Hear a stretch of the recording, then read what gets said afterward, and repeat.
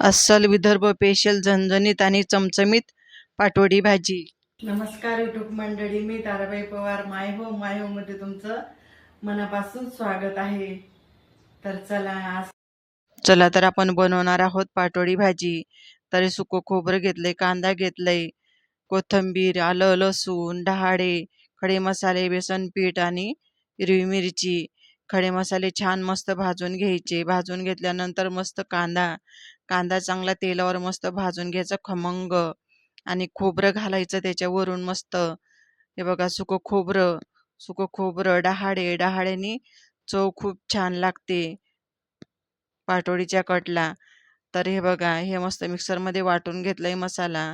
तेल जास्त घालायचं, तेल चांगलं मस्त चमचमीत भाजी बनवायची आहे। आणि जिरं घातलंय, जिरं चांगलं तडतडून द्यायचं।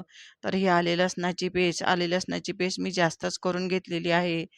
तर हे बघा, तर ही मी 1 चमचा आले लसणाची पेस्ट घालून घेतली। तर आता छान मस्त तेलामध्ये परतून घ्यायची। तेलामध्ये परतून घेतल्यानंतर हा बघा कांदा, खोबरं, तर हा मसाला पण घालून घ्यायचा। छान मस्त तेलामध्ये छान परतून घ्यायचा मस्त। तर लाल तिखट मी 2 चमचे घालणार आहे, आणि हळद आणि मसाला आणि मीठ, लाल तिखट आणि मीठ आपण आपल्या चवीनुसार घालू शकतो। पण ही भाजी झणझणीत आहे, मस्त बनवायची आहे। तर ही विदर्भ भाजी आहे, विदर्भ स्पेशल पाटवडी भाजी आहे ही। खूप आवडतं विदर्भातल्या लोकांना ही पाटवडीची भाजी।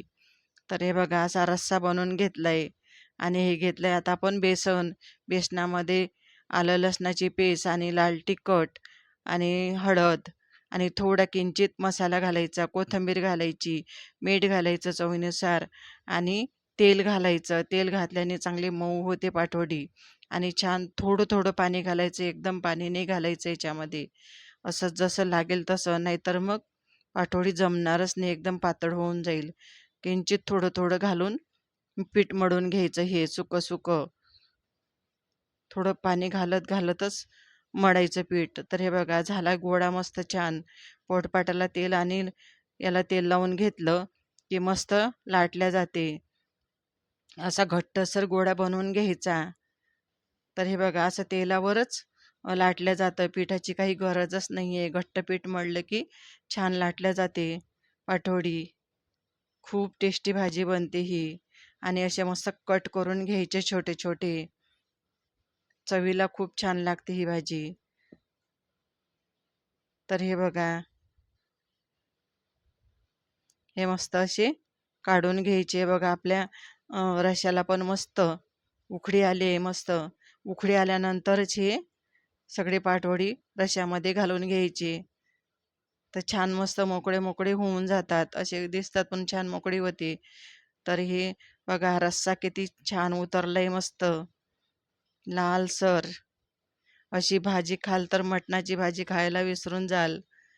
तर अशी छान चमचमीत भाजी आहे, सुगंध तर एवढा दरवळत आहे, खूप छान मस्त टेस्टी भाजी।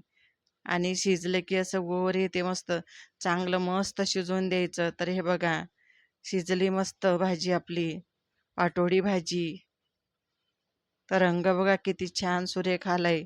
तर ही अशी झाली आपली भाजी, छान पाटवडी भाजी। खूप टेस्टी भाजी झाली होती, सर्वांचं जेवण झालं मस्त, खूप छान भाजी बनली होती। आजचा व्हिडिओ तुम्हाला आवडला असेल तर लाईक आणि सबस्क्राईब करायला विसरू नका।